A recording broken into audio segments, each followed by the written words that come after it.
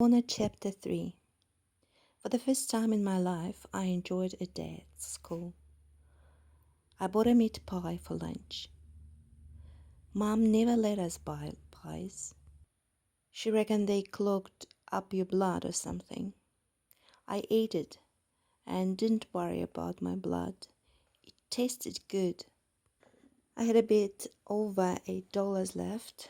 How much was a mapping pen anyway? Were they expecting William to bring home the change? I went to find him, to give it to him. He grinned and waved it away. Keep it. It's not much, but it might help you survive this weekend. So I kept it. After school, I beat the mob out the gate. That was one thing I was an expert at, the quick getaway. Dad would say thugs needed to be able to make a quick getaway, and it was proved his point. To hell with Dad. I wanted a job in a garage. I tried the one nearest school and then worked my way across town. It was hot again. The sky was full of dark clouds. They reminded me of Dad, just sitting there waiting to dump on you. The garage guy didn't even stop to talk to me. Sorry mate, nothing doing. You're the seventh person to ask this week. I tried the next garage. There, I was the sixth person to try that week, okay? So, somebody gave up. By that reasoning, I should strike it lucky at garage number 8. It was the same story at the next 3 places. Nobody had said it was going to be easy. Nothing was easy. I should know that. I tried a couple more, nothing. Maybe Dad was right. I should try for a job cleaning toilets. I was hungry. If I bought some food now, would I be hungry again by the time I got home? Yes. So I'd wait. The sky got real dark. Man, was it ever going to pour? I should go home. I was going to get wetter than a fish if I didn't. I imagined Dad looking at me. Who'd give a dropout like you a job? I could hear him say that. Well, I'd give a few more people a chance to give me a job. It wasn't raining yet. I rode through Hamilton East and crossed the bridge to the west side of town. Tried 3 more garages. Sorry, they all said. Don't need anyone at the moment. Like to leave your name? So I did. But I'd be dead before they could call me. How long can I live on $8.30? Big drops of rain hit the road. I wondered whether or not to go out to the north end of town. The rain stopped playing around and started falling out of the sky like it meant business. I decided to go home. I wouldn't look my sparkling best turning up to ask for a job soaking wet anyway. I backed down the highway, watching the traffic carefully. This was the first rain in a month, and the roads would be slippery. People in cars didn't seem to think about that. Dad never did. He just carried on, as though the road should always be the same. I sat on my bike coasting down towards Cobham Bridge. There was a car stopped just in front of it, facing towards town. As I got closer, I saw it was Mazda, bright red and pretty new. I slowed down for a look. Flat tire. The 5 o'clock traffic swished on past. Everyone wanted to get home out of the rain. everyone except me. I stopped and ducked across the road. A woman got out of the car. She was pregnant, very pregnant. I hoped she wasn't going to have baby right there. For ladies I can fix. Babies? Well, I've never tried, and I didn't fancy starting right then. Want me to change it? I asked. She looked up and smiled like the sun coming out. Oh, would you? I'd be ever so grateful. Normally, I would do it myself, but she looked down at the bulge and laughed.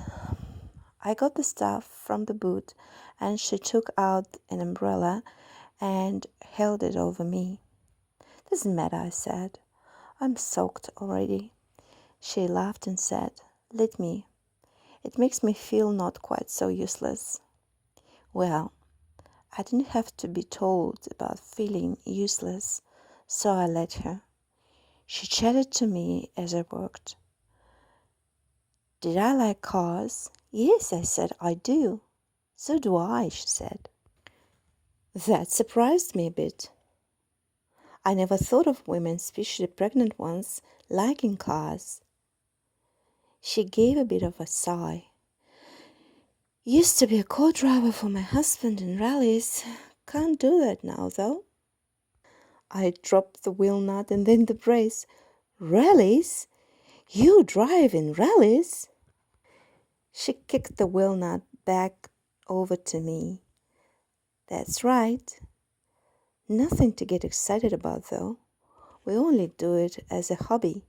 Too expensive to do it properly.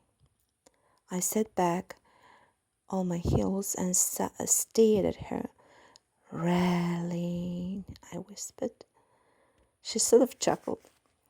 Like to come over sometime and have a look at the car? Would I? I sure would. I got back to work. Tell me about the last rally you went on, I said, please. It might bore you, she said. I can get quite carried away. I glanced at her, but she was only teasing. Check the spare tire.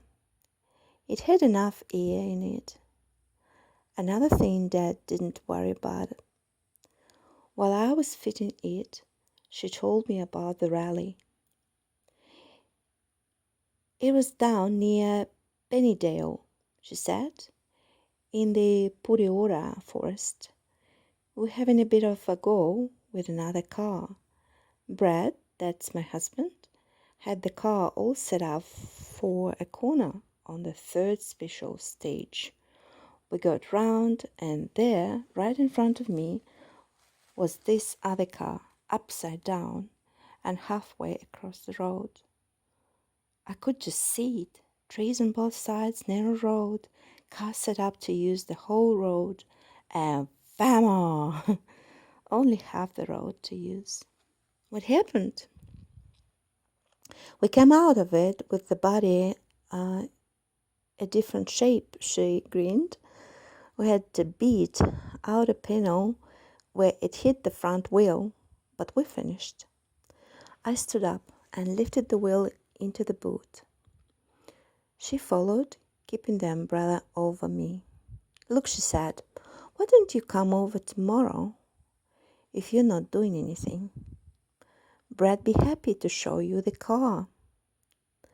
I was sure it had stopped raining and the sun was shining. That'd be ace. She told me where they lived. It's off Killarney Road, she said. If you forget, we are in the phone book. Chatterton, B and H. I wouldn't forget. I'll be there tomorrow, I said. Great. She opened the door and slid in, carefully keeping the bulge out of the way of the steering wheel. Come as early as you like. Brad would sleep in the workshop if I let him. By the way, what's your name? I told her. She thanked me for changing the wheel then drove off, rallying. They had a rally car, and tomorrow I was going to see it. I forgot I was hungry. I forgot it was raining. I forgot about the storm waiting for me at home. All I thought about was the rally car. Hell, I hadn't even asked her what make it was.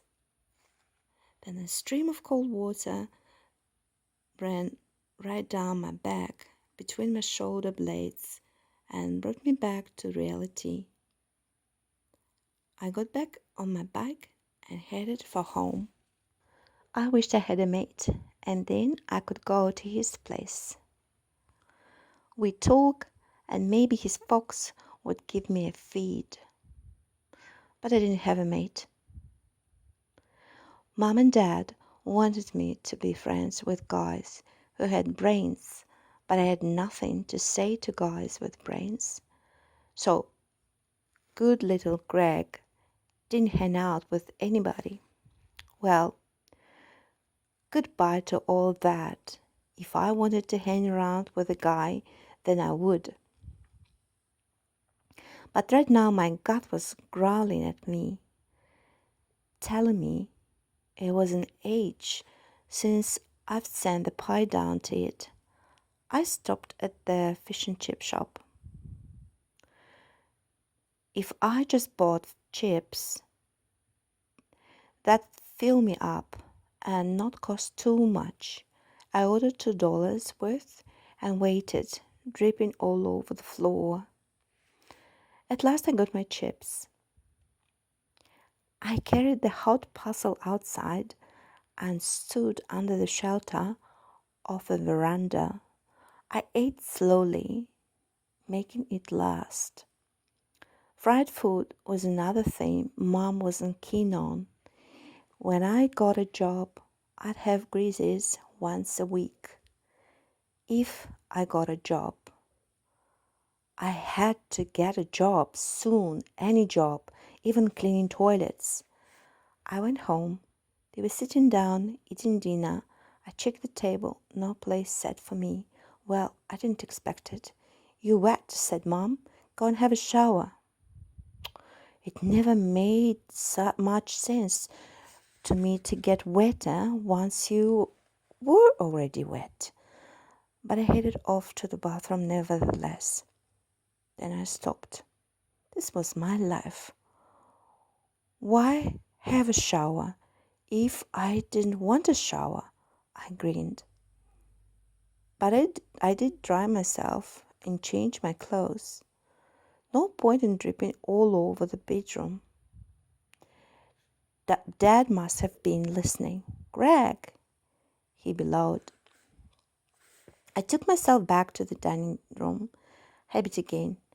But by the time I'd realized that I was there, so I stayed. "Your mother told you to have a shower," I nodded. Then bugged him. That bugged him. I hadn't said I wasn't going to, so he couldn't really yell at me. Not about that anyway. So he found something else. "Find a job then." "When do you start cleaning toilets?" To think of a son of mine cleaning toilets. "I haven't got a job yet, Dad," I said. "It's pretty hard there. Jobs don't fall off the backs of trucks, you know." I saw Mom sort of wriggle her shoulders. I knew she was pleased. Soon I'd get so hungry I'd have to give in and be her good little Greg again. "Not if I can help it, Mom." I went into the kitchen. Dad jumped up and followed me to make sure I didn't grab anything to eat. I grinned at him. He couldn't handle that. He went red in the face, right down to his collar. I grinned again and unplugged the phone. "What do you think you're doing with that?" he roared. It's okay, I said. I promise I won't eat it. I took it into my bedroom. Dad sort of exploded himself behind me. So much for Mr. Comedy's theory. I ran all the garages in the yellow pages. I even ran the ones I've already been to, just in case. It was my looks they didn't like. No go, nothing. A big fat 0. My ear was sore from listening. I'd be hungry again in the morning. Keep going, Greg. I ran supermarkets. Same thing. Put your name down. I'll call you if we need you. We'd call you if we need anybody. In the end, it was too late to ring anybody else. I took the phone back to the kitchen. I'd take a look in the pantry on the way. I looked. Then I looked again. I couldn't believe it. There was a padlock on the pantry and another one on the fridge. And I had 6:30 to live on till I found a job. I thought about that. I thought about owing the school $70. Shivers went through me. I wished Kitty was home.